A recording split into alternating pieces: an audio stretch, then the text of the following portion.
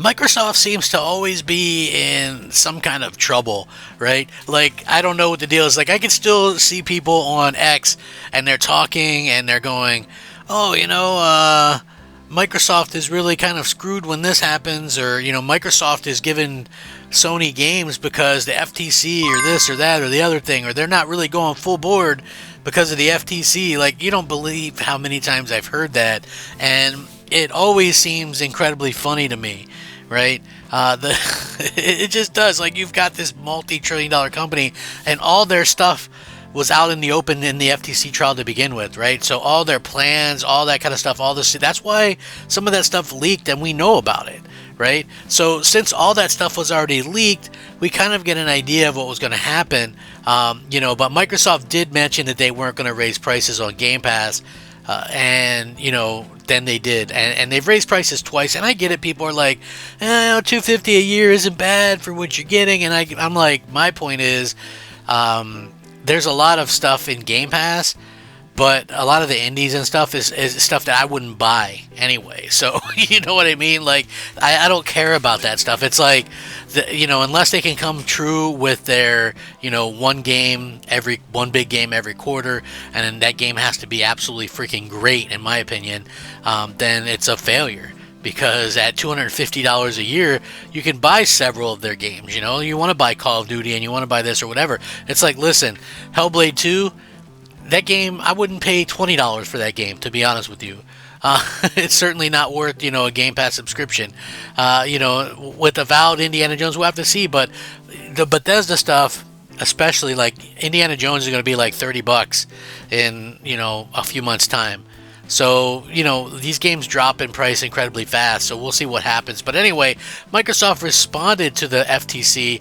The FTC recently claimed that the Game Pass price increase are harming consumers following the completion of the Activision Blizzard deal. So, in a court filing made earlier in the week as part of its appeal against the $69 billion acquisition, the FTC highlighted Microsoft's new Game Pass tiers, which include a price increase for Ultimate and new Standard tier that doesn't include Day 1 releases.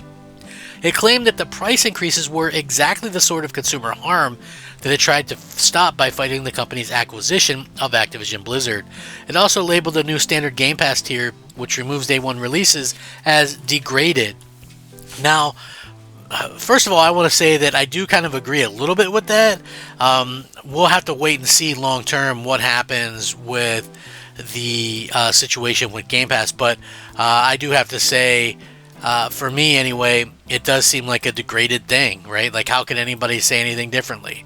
It's a degraded tier. So, that's just how it is. So anyway, responding to the FTC in its own filing, Microsoft says it's wrong to call its offering degraded, since the Standard tier is allegedly replacing the Game Pass for console offering, which did not include online multiplayer.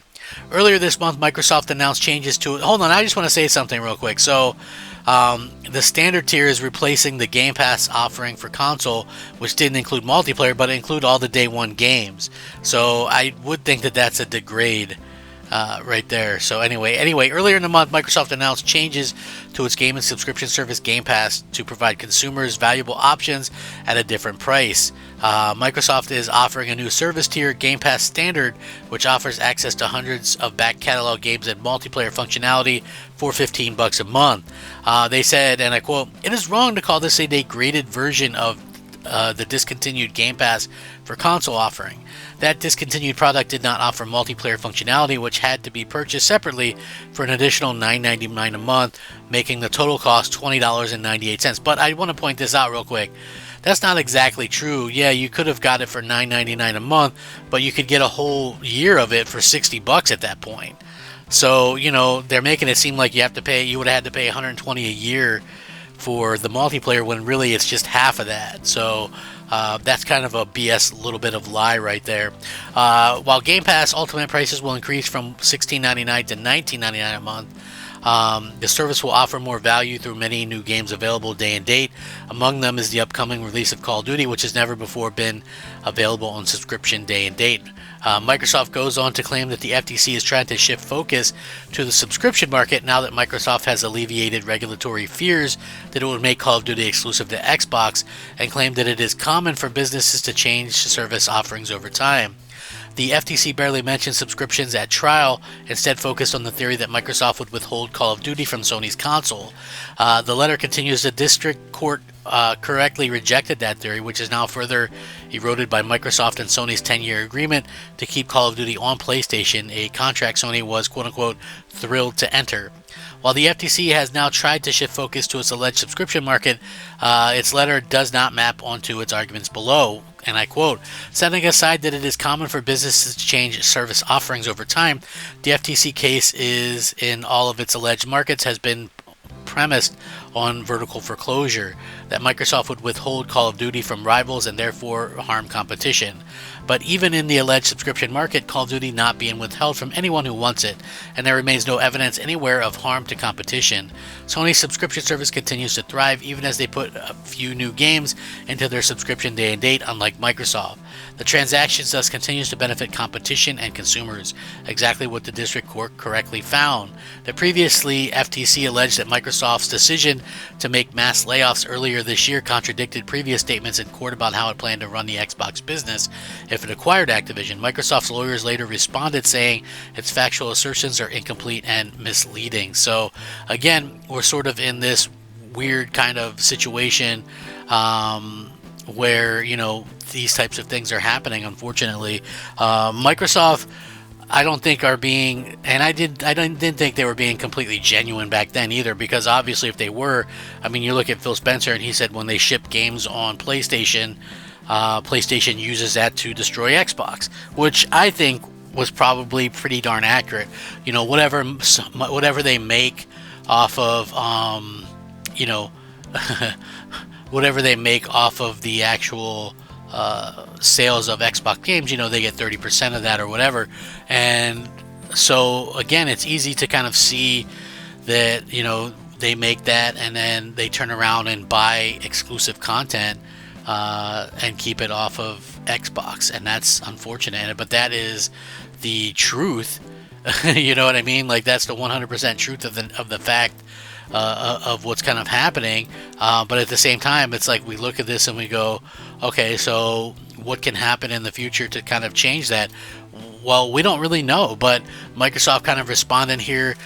Do they come across as a little bit disingenuous to you? Like, I don't know kind of what happens there. But, you know, again, it really kind of depends on what's going on and how Microsoft kind of handles this stuff. So, you know, I would love to say, hey, you know, Microsoft seems to be on the right path here. Like, to me, I'm interested to see what Game Pass does with Call of Duty. You know, is that going to be something that really drives things? I think that's going to be a huge kind of question mark going forward. But at the end of the day, I feel like, you know, we'll probably have some answers sooner rather than later, and I hope that we kind of get those answers. And I hope that it's good. You know, maybe this will be good for competition. I don't really know. You know, is it going to affect Microsoft? Is it really going to help them? Is it going to affect Sony negatively? I think, you know, these are questions, but, you know, PlayStation seems to be selling great. Everything seems to be doing incredibly well except for Xbox sales, which again, those seem to have picked up thanks to, believe it or not, college football. You know, like, who would have thought college football was that big of a deal? You know, who would have thought that would have been something that happened? Like, I don't get it either, but, you know, we'll see. This is strange to me, but Microsoft did respond, even though some of it was malarkey, in my opinion. Clearly, if you're not getting the day one games, which I think is what a lot of people cared about, not everybody plays multiplayer. So in my opinion, I feel like it is probably a degraded experience. You know, and they also did promise not to raise prices, which again, they did. So, you know, we'll see how this kind of all works out long term.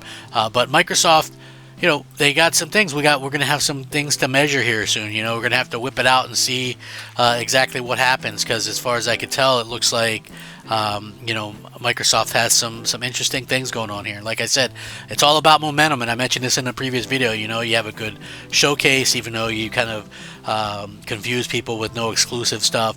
But then you have a situation where your sales are starting to pick up thanks to college football of all things. It all rolls into a positive thing. So anyway, I'll link this in the description. Check it out. Thanks for watching. Rack 'em up. Crap Gamer out.